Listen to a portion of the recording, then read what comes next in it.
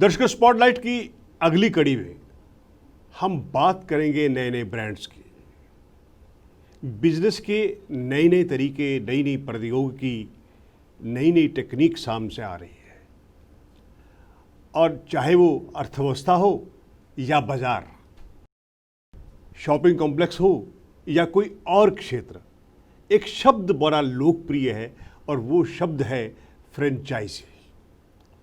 Franchise क्या है, franchise किस तरह से संचालन करनी चाहिए, उसकी पूरी कवायद क्या है, इस विषय पर बातचीत करने के लिए हमारे स्टूडियो में मौजूद है आशीष अग्रवाल जी, जो कि फ्रेंचाइजी बताएं, यानी कि वो फ्रेंचाइजी में कंसल्टेंसी का काम पिछले 7 वर्षों से कर रहे हैं। आशीष अग्रवाल जी, आपका स्टूडियो में आने के लिए बहुत बहुत स्वागत। धन्यवाद सर, नमस्कार। आशीष जी, जैसा कि मैंने कहा कि फ्रेंचाइजी शब्द बहुत ही लोकप्रिय है। बाज़ार में नए नए ब्रांड्स आ रहे हैं, नए नए प्रोडक्ट आते हैं, लोगों के उनको अट्रैक्ट करने के लिए बहुत सारी विधाएं काम में की जाती है। पीआर वर्क, मीडिया एक अलग वर्ग है जो इसके साथ जुड़ा हुआ है। तो आप कितने वर्षों से ये फ्रेंचाइजी कंसल्टेंसी का काम कर रहे हैं? सर, मैं पिछले 7 सालों से इस फ्रेंचाइजी कंसल्टेंसी में हूँ और आज तक मैंने 50 से ज़्यादा ब्रांड्स को डेवलप किया है थ्रू द फ्रेंचाइजी मॉडल। अच्छा, फ्रेंचाइजी को अगर हम डिफाइन करना चाहें हमारे दर्शकों के लिए बड़ी आसानी से, बहुत सहज भाषा में, तो उन्हें बताइए कि फ्रेंचाइजी कैसे काम करती है, फ्रेंचाइजी होता क्या है और इसके क्या मतलब, अगर कोई इसे फ्रेंचाइजी लेता है या किसी प्रोडक्ट को चुनता है तो उसके लिए कितना लाभ है, कितना फ़ायदेमंद होता है सौदा? बिल्कुल सर, देखिए, सबसे पहले तो फ्रेंचाइजी कोई अलग चीज़ नहीं है। आप अगर कोई बिज़नेस करना चाहते हैं तो आप अपना खुद का बिज़नेस भी स्टार्ट कर सकते हैं, लेकिन अगर आप अपना खुद का बिज़नेस स्टार्ट करेंगे तो आपको कोई हैंड होल्डिंग नहीं मिलेगी, आपको कोई सपोर्ट नहीं मिलेगा। लेकिन अगर आप कोई चलता हुआ प्रॉफिटेबल बिज़नेस उसके साथ अपना बिज़नेस शुरू करते हैं तो आपको उस कंपनी का सपोर्ट भी मिलता है और साथ ही साथ ब्रांड का फ़ायदा भी मिलता है।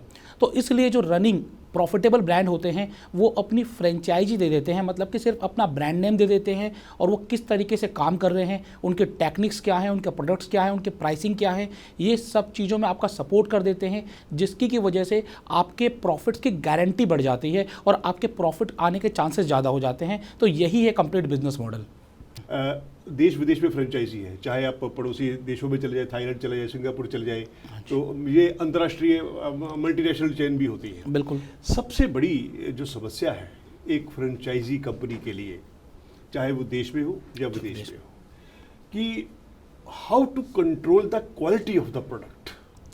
देखिए, सबसे पहले अगर आप अपने ब्रांड की फ्रेंचाइजी देना चाहते हैं तो उससे पहले आपको कुछ काम करने होते हैं जी। सबसे पहला काम तो ये है कि आपको अपने ब्रांड को पॉपुलर बनाना पड़ेगा। उसके बाद आपको अपने पूरे ब्रांड की एक एसओपी क्रिएट करनी पड़ेगी कि स्टार्टिंग से लेकर एंड तक आपके बिजनेस का प्रोसेस क्या रहेगा। जैसे कि आप अगर दिल्ली में कोई फ्रेंचाइजी खोल रहे हैं और उसके बाद आप मुंबई, कलकत्ता और अलग अलग शहरों में अपनी ब्रांच ओपन करने की सोच रहे हैं, तो आपकी जो क्वालिटी होनी चाहिए वो सब जगह एक जैसी होनी चाहिए। अगर कहीं पर भी आपकी क्वालिटी में कुछ भी फ़र्क आया तो लोग आपके ब्रांड को पसंद नहीं करेंगे और आपकी ब्रांड वैल्यू गिर जाएगी। इसके लिए आपको एक एसओपी क्रिएट करनी पड़ेगी और वो एसओपी ही आपकी हेल्प करती है कि आपकी क्वालिटी हर जगह बिल्कुल एक जैसी रहे। स्टैंडर्ड ऑफ प्रोसीजर से आपका क्या मतलब क्या है? मतलब क्या क्या चीज़ें निहित होती, क्या क्या चीज़ें शामिल होती है स्टैंडर्ड ऑपरेटिंग प्रोसीजर में? जैसे कि अगर हम फिर खाने पीने की बात कर लेते हैं, अगर आप कोई बर्गर बना रहे हैं तो बर्गर कैसा हो, अगर आप कोई चीज़ यूज़ कर रहे हैं तो कौन से ब्रांड की चीज़ हो, अगर आप उसके अंदर कोई टिक्की यूज़ कर रहे हैं या कोई और प्रोडक्ट यूज़ कर रहे हैं तो उसके अंदर क्या होना चाहिए, कितने सेंटीग्रेड पर वो हीट होनी चाहिए, उसके अंदर मटेरियल कितना लगना चाहिए, उसकी पैकेजिंग कैसी होनी चाहिए, हर चीज़ आपका जो कोई भी काम करने का तरीका है वो तरीका हर जगह एक जैसा होना चाहिए। That is called standard operating procedure. Ashish ji, मान लीजिए हाँ जी, मैं किसी की फ्रेंचाइजी लेने की इच्छुक हूँ। हाँ जी, मैं भी चाहता हूँ कि मैं अपना कहीं ना कहीं कोई ऐसा काम किया जाए जिससे मुझे प्रॉफिट हो, लेकिन मैं प्रोडक्ट कैसे चुनूँ? देखिए, अगर आप कोई बिज़नेस शुरू करना चाहते हैं तो सबसे पहले आपको कुछ चीज़ें डिसाइड करनी होंगी कि आप इस बिज़नेस को कहाँ शुरू करना चाहते हैं, आप कितना इन्वेस्टमेंट लगाना चाहते हैं, और उसके बाद आज के दिन मार्केट के सेंटीमेंट्स क्या हैं, और साथ साथ में आपका इंटरेस्ट किस चीज़ में है। अगर आपका इंटरेस्ट फैशन इंडस्ट्री में है और अगर हमने आपको फूड इंडस्ट्री का बिज़नेस दे दिया तो शायद उस टाइम के बाद आप उस बिज़नेस को अच्छे से नहीं कर पाओगे। इसलिए आपका इंटरेस्ट बड़ा अहम है। सबसे पहले आप अपने इंटरेस्ट को तलाशिए कि आप कौन से बिज़नेस को ज़्यादा अच्छे से रन कर पाओगे, और उसके बाद हर फील्ड में आपको अलग अलग ब्रांड्स मिल जाएंगे। आज के दिन किसी भी फील्ड में ब्रांड की कमी नहीं है। आप ऑनलाइन चेक कर सकते हैं, गूगल पे चेक कर सकते हैं, या फिर किसी फ्रेंचाइजी कंसल्टेंट की हेल्प ले सकते हैं। वो आपको पूरा सपोर्ट कर देंगे कोई भी फ्रेंचाइजी दिलवाने के लिए।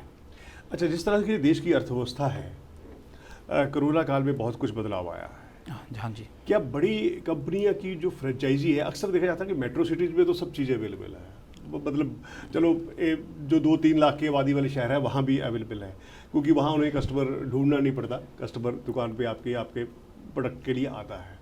क्या ऐसा कोई प्रयास है कि देश के ग्रामीण इलाकों में, जैसे जहाँ जहाँ जीटी रोड है वहाँ तो सब फ्रेंचाइजी पहुँच जाएंगे, लेकिन जो कहीं ना कहीं एक विकसित हो रहे, मतलब जिसे हम कहते हैं कि गांव भी अब शहरीकरण की ओर बढ़ रहे हैं, शहरीकृत गांव हो रहे हैं, तो वहाँ भी लोगों को ऐसे उत्पादों की ज़रूरत पड़ती है।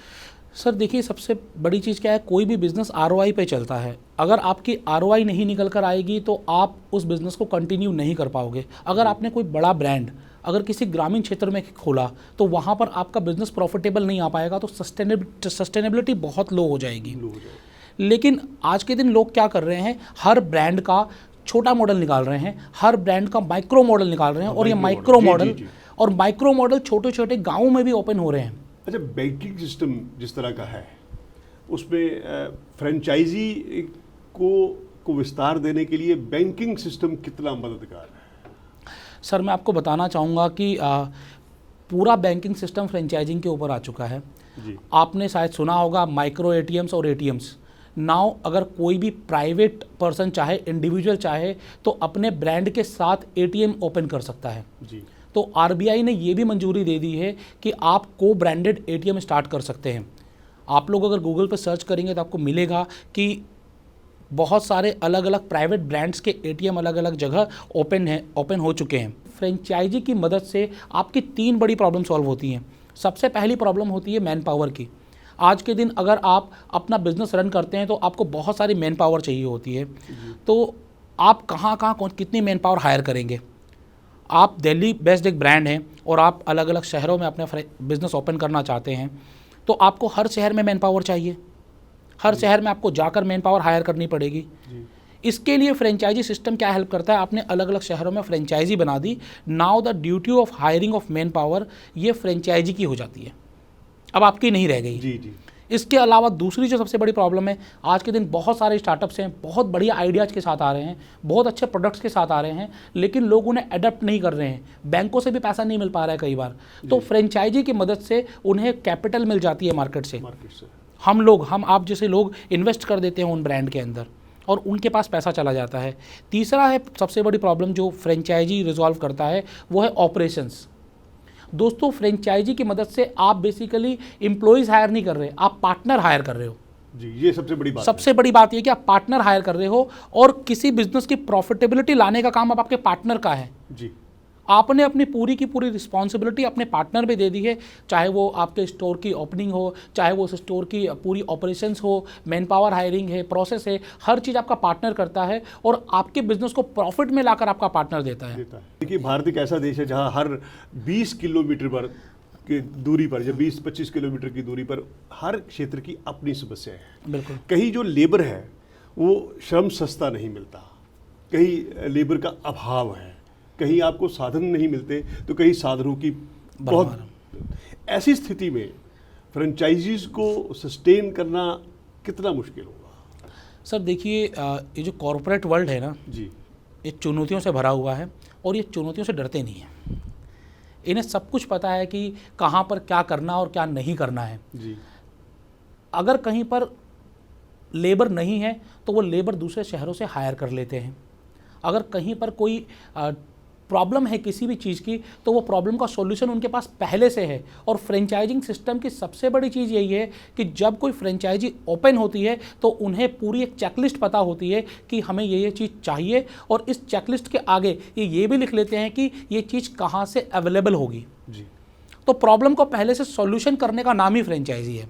आशीष जी, आप फ्रेंचाइजी बताओ कंपनी का संचालन करते हैं, आप फ्रेंचाइजी कंसल्टेंसी में कैसे आए और आपका क्या इतने वर्षों का अनुभव क्या रहा? सर, सबसे पहले मैं बताना चाहूँगा कि मैं पिछले 20 सालों से बिज़नेस लाइन में हूँ, और मैं इस बिज़नेस को शुरू करने से पहले 5 अलग अलग बिज़नेस किए, और हर बिज़नेस में एक पॉइंट पर जाने के बाद मैं कहीं ना कहीं स्टक हो गया और उस बिज़नेस को मुझे बंद करना पड़ गया। और वहाँ पर मुझे पता चला कि मेरे पास कोई मेंटर नहीं था, मुझे कोई बताने वाला नहीं था। और देन मैं जब रिसर्च कर रहा था तो मुझे फ्रेंचाइजिंग के बारे में पता चला। मैंने इसके बारे में बहुत स्टडी की, और यहाँ पर मुझे ये पता चला कि अगर आप अपना बिज़नेस शुरू कर रहे हैं तो आपको अकेले सारी चुनौतियों का सामना करना है, हर काम को खुद करना है। लेकिन अगर आप किसी कंपनी की फ्रेंचाइजी ले लेते हैं तो आपको सिर्फ एक सीमित दायरे का काम करना है, बाकी जो टेक्निकल चीज़ें हैं या फिर R&D की चीज़ें हैं वो सब चीज़ें आपके फ्रेंचाइजी करता है। और जब कभी आप किसी मुसीबत में आ जाते हैं तो आपका फ्रेंचाइजर आपकी हेल्प भी करता है। तो जब मुझे ये सब चीज़ें पता चली, मैंने इसके बारे में पूरा एक्सपीरियंस लिया, और उसके बाद मैंने सन 2014 में फ्रेंचाइजी बताओ इस कंपनी को स्टार्ट किया, और आज तक मैं 50 से ज़्यादा ब्रांड की हेल्प कर चुका हूँ, उनके ब्रांड को सक्सेसफुल बना चुका हूँ। अच्छा आशीष जी, बहुत बड़े बड़े ब्रांडों तक अब लोग पहुँच रहे हैं, ये बहुत मुश्किल काम होता है कि ये बाज़ार में अपने आप को स्थापित करना। आप तो 50-60 ब्रांड्स के साथ जुड़े हुए हैं, इन्होंने कैसे ये कर दिखाया? सर देखिए, हर किसी को एक दूसरे की ज़रूरत है। ऐसा नहीं है कि ब्रांड को पार्टनर्स नहीं चाहिए। जैसे हमें और आपको कोई ब्रांड चाहिए, वैसे ब्रांड्स को भी पार्टनर चाहिए। तो फ्रेंचाइजी कंसल्टेंसी जैसे हम काम कर रहे हैं, हम लोग एक ब्रिज हैं ऐसे इंडिविजुअल्स के बीच में जो ब्रांड सर्च कर रहे हैं या जो कोई कंपनी सर्च कर रहे हैं, और उन ब्रांड्स की जो अपने लिए पार्टनर सर्च कर रहे हैं।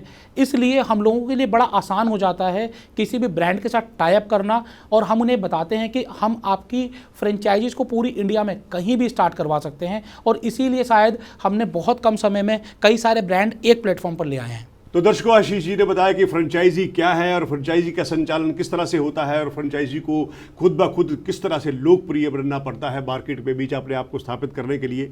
और ख़ास तौर पर उनका मैसेज भी यही है कि कारपोरेट वर्ल्ड जो है वो अपने आप में चुनौतियों से भरा हुआ है, और कारपोरेट वर्ल्ड को मालूम है कि इस स्थिति में आज के दौर में चुनौतियों से कैसे पार कर पाना है। अगर आपको भी उनके परामर्श की ज़रूरत है तो आप आशीष अग्रवाल जी से संपर्क कर सकते हैं। तो आशीष जी, आज स्टूडियो में आने के लिए आपका बहुत बहुत धन्यवाद। बहुत बहुत धन्यवाद सर। बहुत